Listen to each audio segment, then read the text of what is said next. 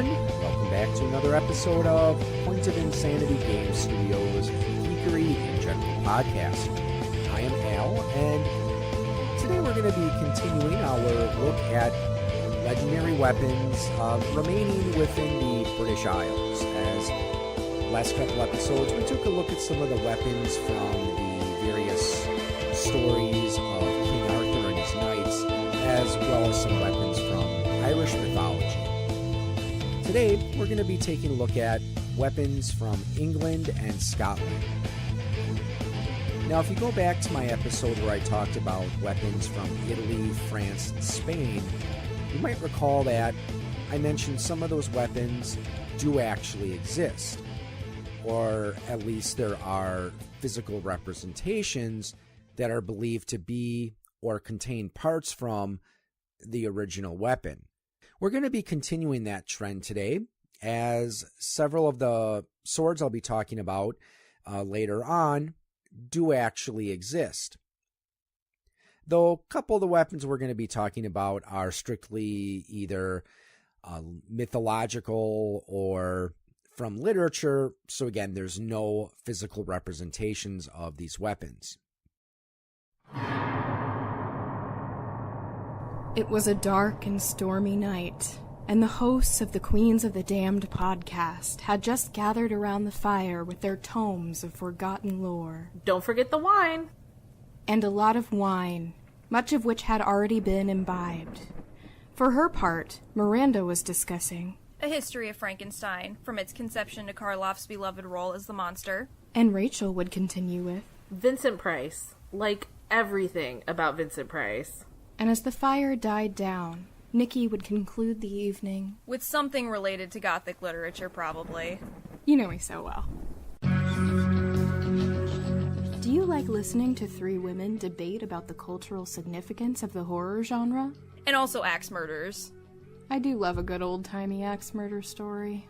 Then Queens of the Damned, a horror podcast, is the show for you. Find us on Apple Podcast, Podbean, Spotify, Stitcher, and pretty much anywhere you can download a podcast. Visit us at queensofthedamnedpodcast.wordpress.com, qotdpodcast.podbean.com, or email us at qotdpodcast@gmail.com for more details about our monthly horror giveaways. Stay spooky! So let's start by taking a look at Robin Hood. He's perhaps the second most well-known figure from British folklore after King Arthur. Various stories have been told about him, and some of the earlier ones have their roots in the 12 to 1300s. Also, like King Arthur, different elements of his tale have been added and expanded upon by several different authors. Perhaps one reason for all these different tales is that there's a theory out there that Robin Hood may not have actually been a specific person, but rather it may have been an alias used by several different people. Now, there have been some attempts to determine if there truly was a historical Robin Hood, or at least someone who may have inspired the tales, but at least as far as I was able to tell from my research, there's no historical evidence that there's anyone that we can confidently say was either the real Robin Hood or the inspiration for this character. Probably one of the most well-known characters outside of Robin Hood, of course, from this particular legend is Little John. And he does appear in some of the earliest stories about this hero, so he's been there pretty much from the beginning. However, a lot of the other characters we associate with the Robin Hood legend came much later. It's possible that some of the other traditions about Robin Hood may have developed in the May plays that were used to celebrate spring. And this is where Maid Marian might have her roots, and possibly she may have been originally pictured as a shepherdess type figure. And there's some people that think maybe she was even seen as a stand-in for the Virgin Mary. Friar Tuck is another later addition to the legend. He is usually portrayed in popular culture as being overweight and jovial. So while sometimes he is portrayed in that manner, there are some stories that do portray Friar Tuck as being physically fit and just as capable in combat as Robin Hood and the other merry men were. There have also been a number of crazy theories about Robin Hood. One of them is that Robin and the Sheriff of Nottingham may be representational of the Holly King and the Oak King. So the Holly and the Oak King are seen as the personification of the battle between winter and summer. Another theory is that he might be a reinterpretation of the Green Man, which comes from his fondness for living in the woods and wearing green. The Green Man is often seen as a personification of nature or an aspect of a fertility god.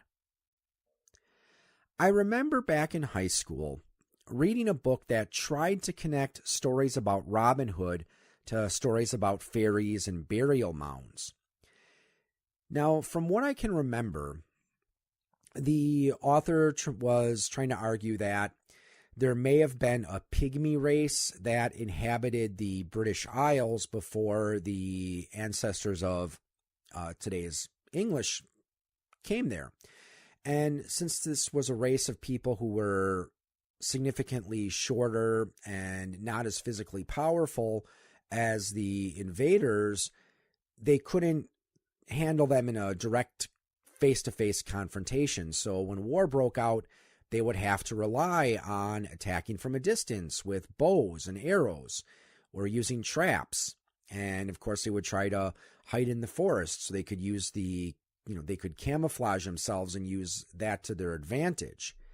Now, as far as how burial mounds get worked into this, while that I know there is in some Irish stories, there is the tradition of fairies inhabiting burial mounds, but the author was arguing that they may have built their homes in these mounds and underground in order to avoid detection. Though, as far as I know, that theory has been largely discredited by scholars. Eventually, all these different stories and tales would be combined into a unifying narrative that brings us the story many of us are familiar with today. That of a man, sometimes a noble, sometimes a commoner, sometimes a man who did go off to fight in the Crusades, who assembles a band of outlaws to fight against corrupt and greedy landowners. He assists the poor, wins the heart of Maid Marian, participates in an archery contest, and helps the rightful king retake his throne. Like the story of King Arthur, Robin Hood has been adapted countless times in many different forms of media, including movies, TV shows, and video games. Probably one of my favorite reimaginings of the Robin Hood story is a comedy film by Mel Brooks called Robin Hood, Men in Tights. I mean, it's a funny movie, and, well, it does have Carrie Elwes in it, who some of you may remember played the Dread Pirate Roberts in The Princess Bride. It also has a lot of good one-liners. One of my favorites is when they were trying to sneak into the castle. One of them was like, "Let's get out of these women's clothes so we can go get into our tights." And then there was another one where Prince John asks Robin Hood why he thinks the people will follow him. And he replies, and I apologize, I can't really do an English accent, but he's like, "Unlike other Robin Hoods, I can speak with an English accent." Also, another one of my favorite scenes was when he loses the archery contest. He's like, "Wait a second, I get another shot.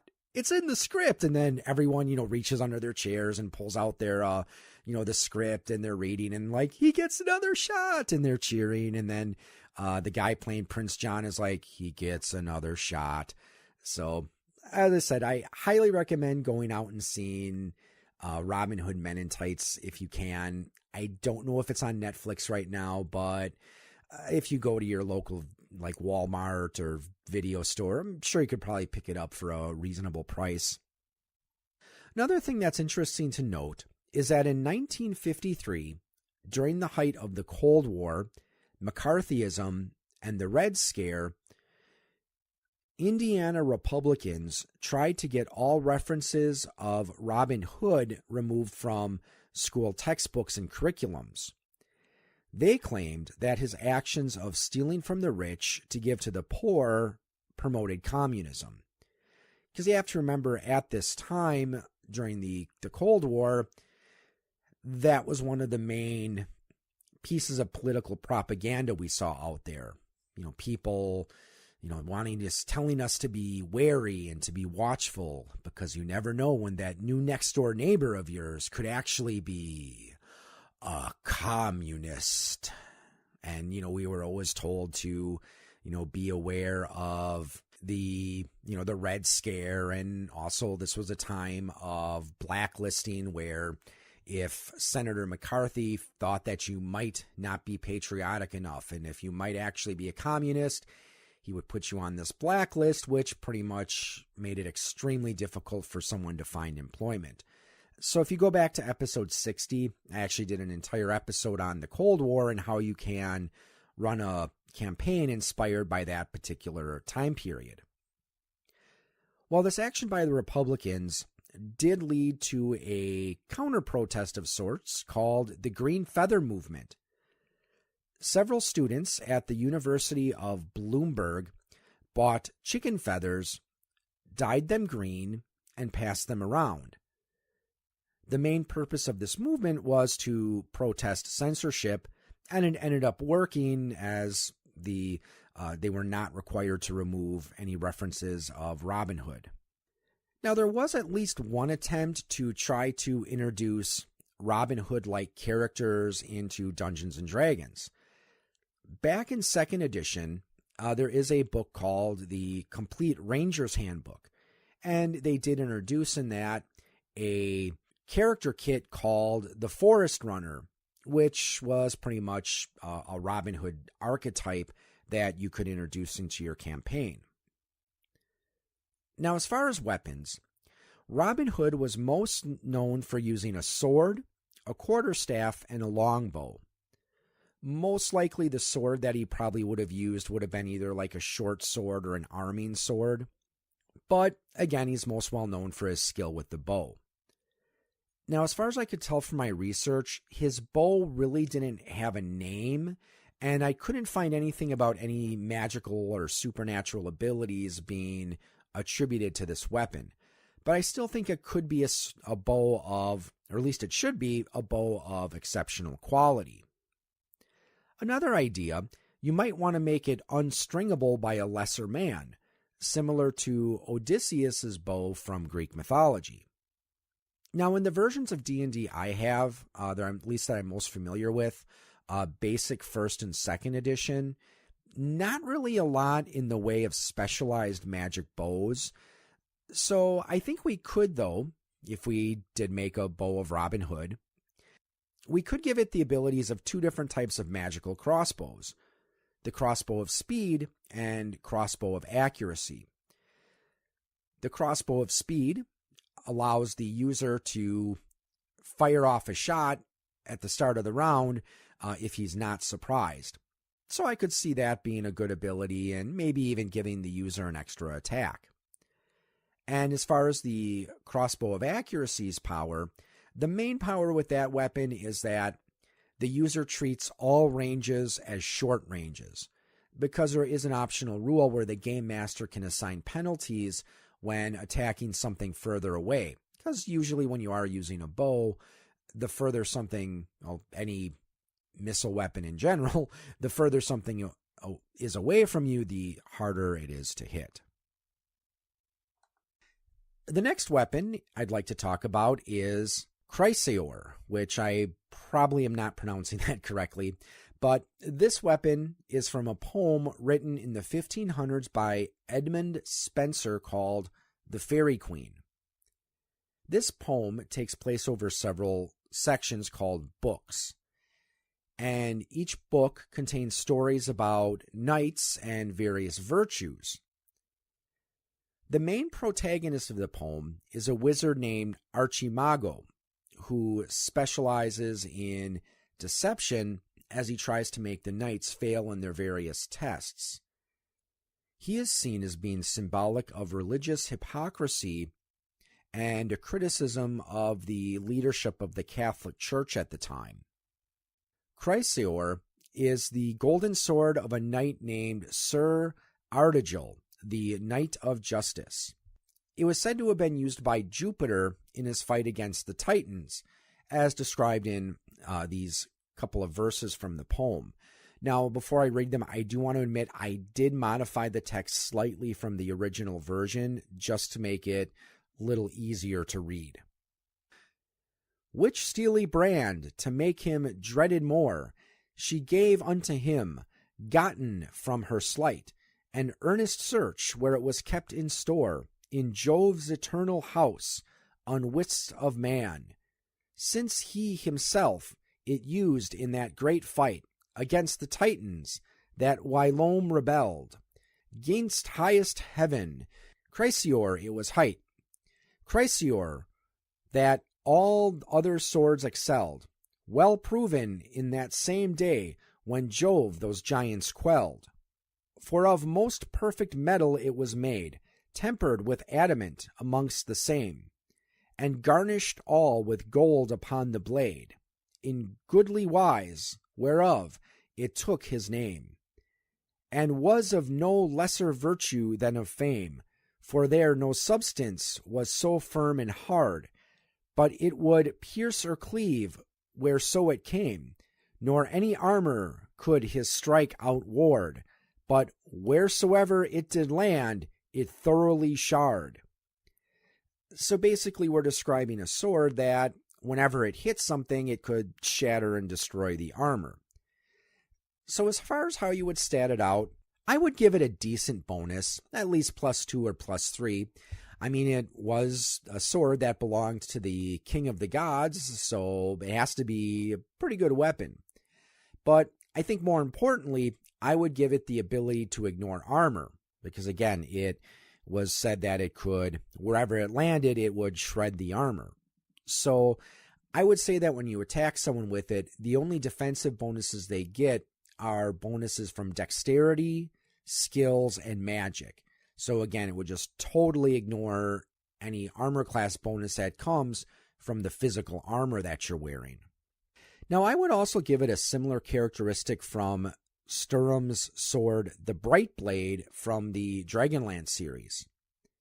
Now, as I recall, they mentioned in that series that the sword would not break unless the wielder breaks first.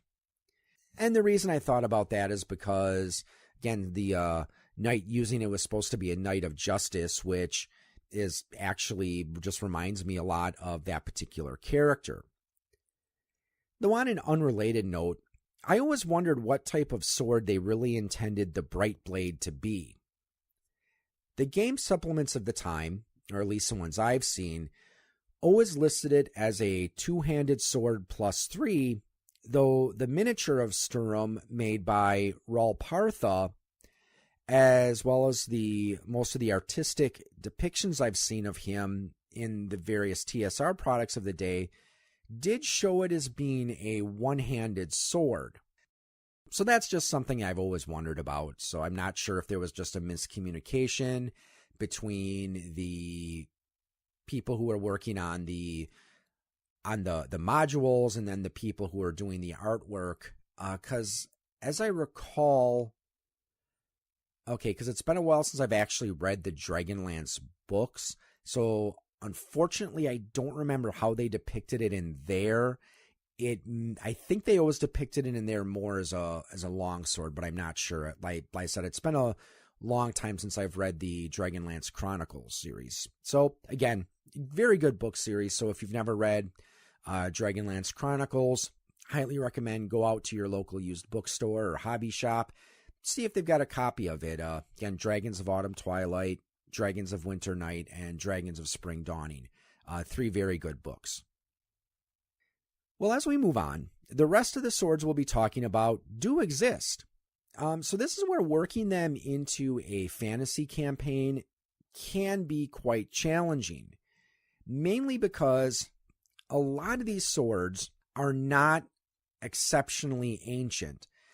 Some of them only go back a few hundred years. So there's not really a great deal of folklore behind these weapons.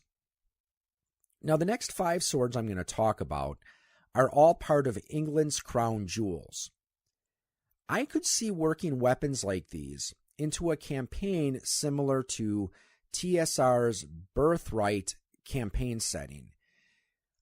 I don't have much hands-on experience with Birthright. I'm familiar with it. The only hands-on experience I've had with it is back when I used to run RPGA events when Gen Con was in Milwaukee.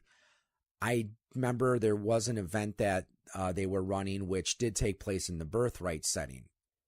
Now, the reason that Birthright is different from a lot of your standard D&D settings is players were encouraged to be playing characters from divinely imbued royal character lines. So, well, in most D&D campaigns, you'd probably have to get your game master's permission if you wanted to play like a prince or a noble. In Birthright, it was almost expected that you'd be playing these royal characters that would have these divine powers. So if that's how you wish to work them into a campaign, again, not necessarily a historical campaign set in the contemporary British Isles, but maybe in a campaign setting inspired by that particular time, I would see maybe using them a bit more as a plot device, because since these swords would be so important to the monarchy, they would be very well guarded. But it might be a useful plot device if these swords do get stolen and you have to go out and find them. Or maybe they're only supposed to be used for a very specific occasion. The first is a two-handed sword of state. So this sword is usually carried in the royal processions, and it represents the monarch's presence. The hilt has a lion and a unicorn on it, and this particular sword was made in 1678. Honestly, when I saw one of the pictures of how it was carried, it actually made me think that you could stat it out as a +4 defender sword. I don't know, it was just the way it was being carried made me think of a protective function. So that's why I think statting that one as a defender would actually be pretty reasonable. There's also a one-handed sword of the state, and this one was made for the coronation of George IV in 1821. So this sword is decorated with jewels and also has 3 symbols on it. A rose to represent England, a shamrock to represent Ireland, and a thistle to represent Scotland. Now, the pictures I show it's a dedicated one-handed sword. It's not like some of your later long swords where you could probably use it one or two-handed. So I would probably stat this one out as a short sword. Not really sure what powers I would give it. I mean, since it is jeweled and it's kind of a pretty sword, I would maybe give it some bonuses to reaction rolls, maybe give it the ability to cast like a charm person once or twice a day, just because I could see this sword since it looks so cool and so pretty, inspiring other people. Well, next are 2 swords of justice. There's Sword of Justice to the spirituality and Sword of Justice to the temporality. Both are one-handed swords, so I would stat them out as long swords, and they represent the monarch's duty to defend the church and the people. So again, we see these weapons as being symbolic as the king or queen's role as the leader of the military, as well as a defender of the faith.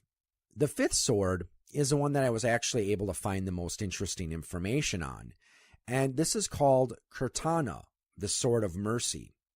It's first mentioned in 1236 in a record on the coronation of Eleanor of Provence.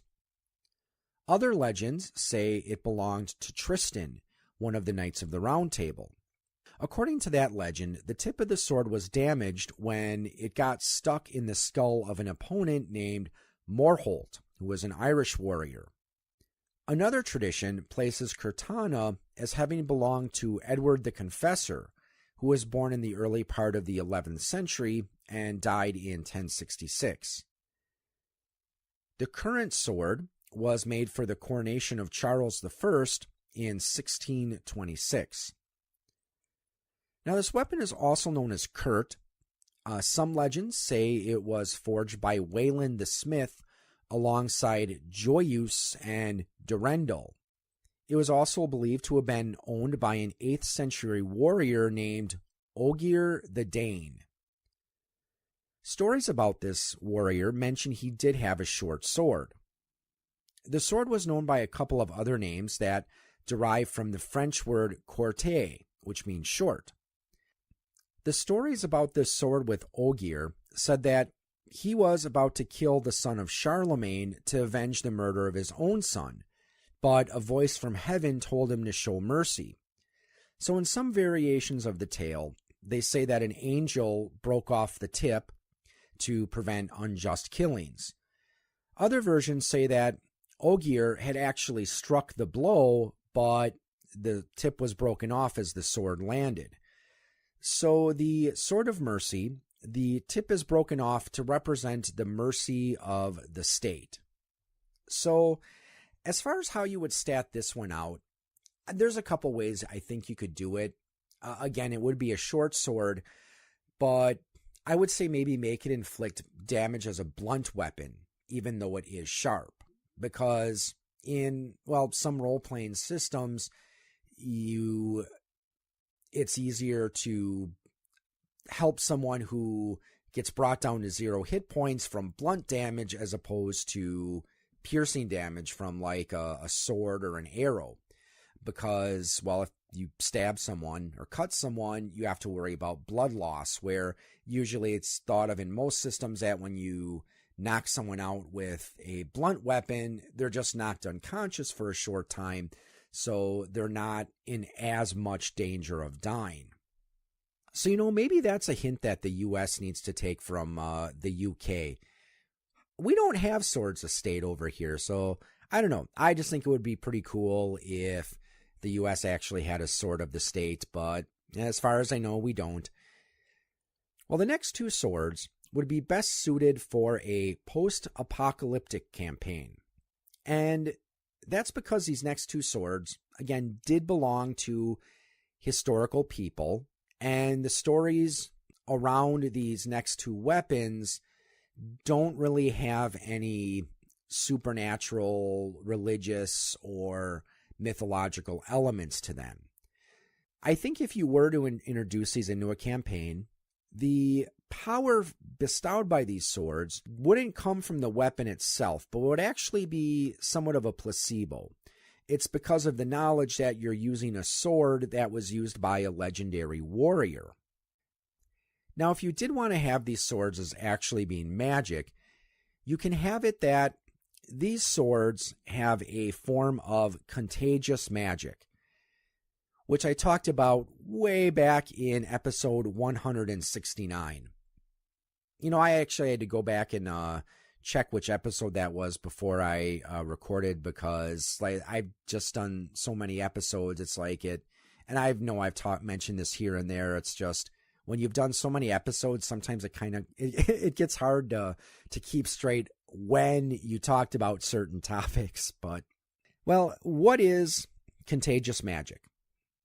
So this is a belief that when someone who's really good at something has been using an item for an extended period of time, they can impart some of their attributes or talents within that item. Like, one of the examples I usually like to give is, let's say that you are trying to learn how to hunt, or you're trying to learn how to fish. And maybe your grandfather or grandmother, was a really good hunter or a really good fisherman. And whenever they went out hunting or fishing, maybe they wore a lucky hat.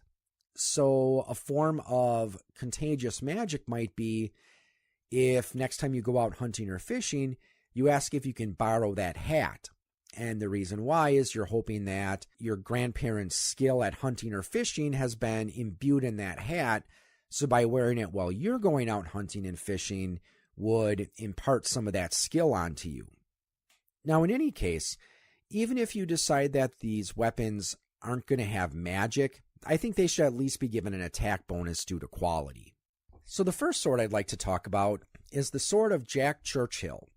Now, as far as I know, he didn't really have a name for his sword, and the specific type of sword it would have been is a Scottish basket-hilted broadsword.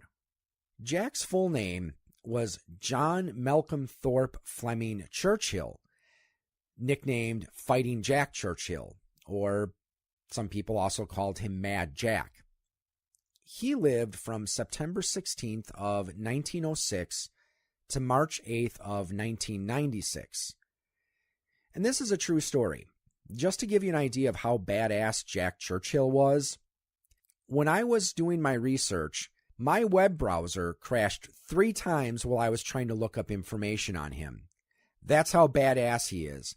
Firefox had to work up the courage to look up information on him. Have you ever known anyone who was so badass that the mere mention of their name causes browsers to crash?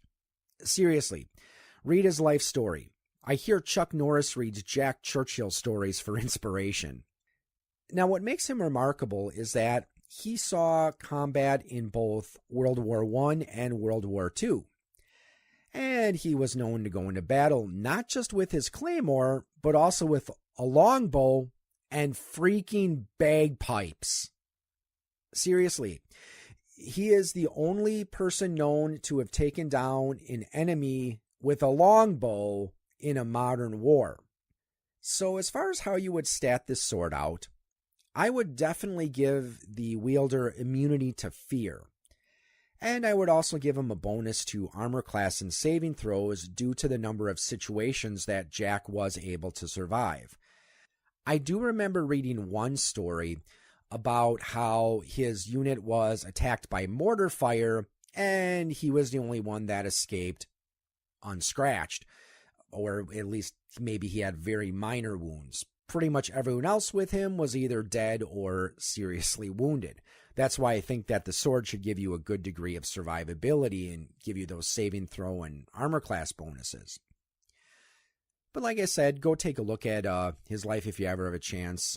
As I said, he was just incredible. And I remember one of his quotes was, "An officer who goes into battle without a sword isn't properly dressed." You gotta respect someone who says that. And it's actually kind of funny. I remember when he heard that World War II had ended, he said something to the effect of, if it wasn't for those damn Yanks, we could have kept the war going another 10 years. So, like I said, very much a very incredible individual and not someone I would want to mess with. The last 2 swords I'll be talking about today are from Scotland. Unfortunately, I couldn't find a lot of information about any famous Scottish swords or swords from folklore or Scottish legends. So I did include these. That's why I decided to include these 2 swords in this particular episode. First is the sword of William Wallace. Now, I'm sure a lot of you out there have probably seen the Mel Gibson movie Braveheart. So when we envision Wallace's sword, forget about Braveheart. From what I understand, there's quite a bit of historical inaccuracies in that movie, and the sword is one of them. The style of sword that you see in there, the big 2-handed claymore with the, I think it's called a quafoil design on the crossguard, that actually didn't come into use until well after Wallace's death. So if we look at the time period in which he lived, it would have been closer to a type of sword that would have seen use in the 11th or 12th centuries. So it was probably closer to a long sword in that it would have a straight blade, probably with a fuller in it, and a straight crossguard with a round pommel, as that was a popular style at the time.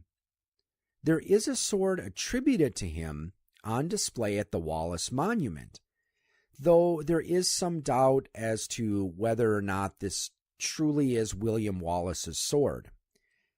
We do know from historical records that the hilt, handle, and pommel were replaced in 1505. Also, from one website I was reading, it appears that the blade is actually 3 separate swords that were welded together to make a larger sword. So it is certainly possible that some of the material in there could have been a part of a sword that William Wallace used, but as far as the entire sword itself, would not have been used by that particular person. Now, due to the size of the weapon, there is some speculation that Wallace would have needed to be close to 7 feet tall in order to wield the weapon properly. So what abilities might we give to it? I would certainly give it a fear effect on any opponents. But I think its main power should be, it should give you a bonus to defend against charm, spells, enchantment spells, and mind control. And again, it would strengthen your will because of Wallace's desire to fight for independence. The last sword I'd like to talk about is the Sword of the State. And this sword is part of the Honors of Scotland. It was given to James IV in 1507 as a gift from Pope Julius II. The blade is 3¼ feet long and has images of St. Peter and St. Paul. The hilt and handle are decorated with acorns, oak leaves, and the crossguard is decorated with dolphins. This sword is an example of a blessed sword. So it's not a unique item, as there's actually several of these types of swords that were known to have been made, though again, not all of them are known to have survived to the current day. These swords were given to Catholic monarchs by the Pope along with a blessed hat. So these items would be blessed by the Pope on Christmas Eve in Rome at St. Peter's Basilica. Now, these swords were always a two-handed sword, and the tradition may stem from Peter protecting Jesus from arrest by using a sword to cut off a guard's ear. So as far as how he would stat this out, definitely a two-handed sword and I would give it the powers of a Holy Avenger +5. However, this should not be your average garden variety Holy Avenger. We have to look at the ceremony surrounding it. These swords were made specifically for kings, and they were blessed by the Pope on one of the most important Christian holidays in one of the most important locations in Roman Catholicism. So I think it would be appropriate to grant it additional holy powers. So I think maybe the ability to cast a few low-level cleric spells would be appropriate. Just some of the basic ones like protection from evil or cure light wounds, bless, things like that. Well, as I said, I couldn't really find many other Scottish swords, but one last thing I'd like to mention, just because I found it interesting. There is a tradition called the dirk dance. Now, a dirk is a long dagger that was popularly carried by the Scots. A dirk dance usually involved 2 dancers armed with dirks, though it was sometimes done with just a solo practitioner. And dances like these could also be done with other weapons as well. These dances may have been used as a way to train how to use and defend against daggers, similar to the kata that we see in some martial arts.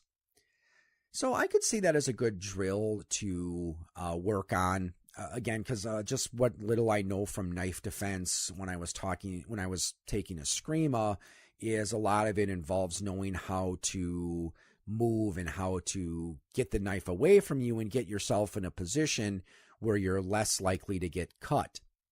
Because again, in a knife defense situation, as my Eskrima instructor always like to say, if someone attacks you with a knife, you're going to get cut. You can't stop that. But you can control where you're going to get cut. So that's why I think it would be actually practical to practice these dances and how they could have been used as a form of training. And that certainly wouldn't have been unique to the Scots either. For example, just continuing with Eskrima, another one of the things my instructor told us is that back when the Spanish had conquered the Philippines, they forbid the Filipinos from practicing their martial arts. So what they would do is they would still practice the techniques, but they would disguise them in dances. And in Brazil, I know practitioners of, I think it's, I know I don't always pronounce it correctly, but Copiera also would do the same thing where they would hide their techniques in these dance-like movements. So there you have it. Look at some weapons from Scottish and English folklore and history. I'd like to thank you all for tuning in and hope you found the information both entertaining and informative. So until next time, have a good evening or morning or afternoon, whatever it is, wherever you are, and happy gaming. You have been listening to a program from the Point of Insanity Network. Visit us at poigamestudio.podbean.com for more shows. Follow us on Facebook and follow us on Twitter at POI Game Studio.